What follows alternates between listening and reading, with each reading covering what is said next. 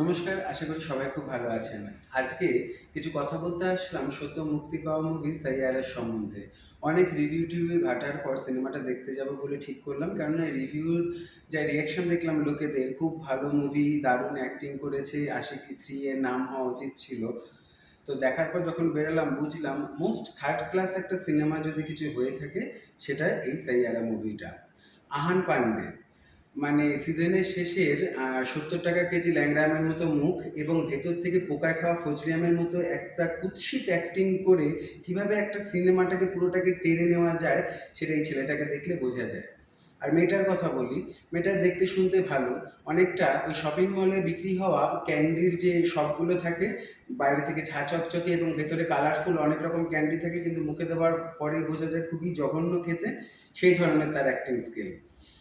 একটা ধান্দাবাজ মেয়ে, তার লাইফে একবার ব্রেকআপ হয়, সবার লাইফে হয় দু চারটে করে। তো ব্রেকআপ হওয়ার পরে সবার কাছে সেই কাঁদন গেয়ে গেয়ে নিজের কাজগুলো হাসিল করে নেওয়া, যেমন নিজের অফিসে নিজের জায়গা পোক্ত করার জন্য একটা বড় নামি দামি সিঙ্গারের ইন্টারভিউ নেওয়া, এইসব করে এবং একটা ছেলেকেও হাতিয়ে নেয় এসে, যে ছেলেটা তাকে পেয়ে ভাবলো যে সেই তার লাইফ পাল্টে দিচ্ছে এবং নিজের কেরিয়ার বাদ দিয়ে ওই মেয়েটার পিছনে চলে গেল। লাস্টে দেখা গেলো মেয়েটার সত্যি একটা রোগ আছে, যে রোগটার জন্য সে সব কিছু ভুলে যায় এবং তার জন্য ছেলেটা আবার ফিরে তাকে খুঁজে টুজে নিয়ে এসে আবার তাকে যত্ন করে। কখনো মনে পড়ে প্রাক্তন প্রেমিকের কথা, সেই প্রেমিক এখনো আছে, তার সাথে চুমু খেতে শুরু করে দিচ্ছে। আবার যখন ভুলে যাচ্ছে নতুন ছেলেটাকে পাচ্ছে, তার কথা মনে পড়ছে, তাকে চুমু খেতে শুরু করে দিচ্ছে। জানি না এই সিনেমায় ভালো লাগার মতো কী জিনিস আছে।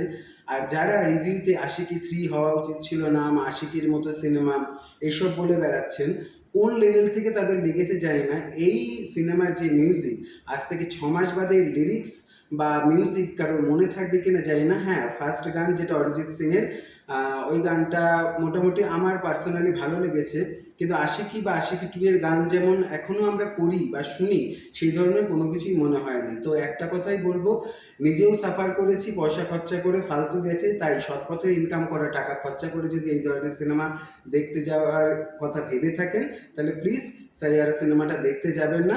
মোস্ট থার্ড ক্লাস একটা সিনেমা, দুদিন পরে নেটফ্লিক্সে দিয়ে দেবে, তখন অল্প অল্প করে দেখে নিতে পারেন।